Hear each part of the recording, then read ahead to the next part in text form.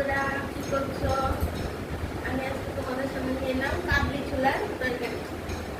তো কাবলি ছোলাটাকে তখন কি করেছি আমি একদম একদম ঘুরে ঘুরতে ঘুরতে, তো মানে আমি ঠিক 4:30 সময় ভিজিয়ে রেখেছি। আর এখন করছি মানে 5-6 ঘন্টা, আর নাহলে তোমরা আগের দিন রাতেও ভিজিয়ে রাখতে পারো, তাহলে একটু ভালো হয়।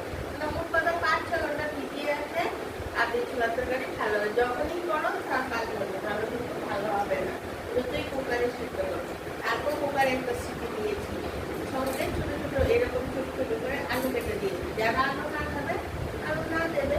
তারপরে আমি একদম 1 চামচ তেল দিয়ে নুন হলুদ দিয়ে এই কাবলি ছোলাটাকে যখন সেদ্ধ করেছি নুন দিয়ে দিয়েছি, নুন দিয়ে সেদ্ধ করেছি।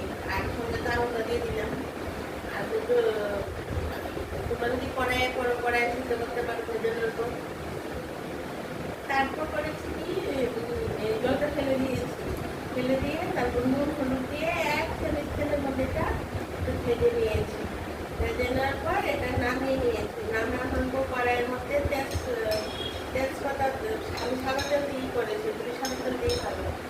তেজপাতা দিয়ে ঠিক এইটুকু করেছি, মানে 2-3 মুঠো। এই বাটিটা দিয়ে তবে এটা করলে একটা বাটি হবে। তাহলে এইটুকু আদা দিয়েছি, আর 1 কোয়া রসুন দিয়েছি, আর ছোট্ট একটা টমেটো দিয়েছি, পেঁয়াজটা ছোট্ট, আর ছোট্ট 1 কোয়া রসুন, আর ছোট্ট একটা টমেটো দিয়েছি। আর যারা কাঁচা লঙ্কা দিয়ে খাবে কাঁচা লঙ্কা, আমি আবার একটু গুঁড়ো লঙ্কা দিয়ে খাবো, তার জন্য কাঁচা লঙ্কা দিয়ে এটার জন্য বেশি ঝাল হয়ে যাবে।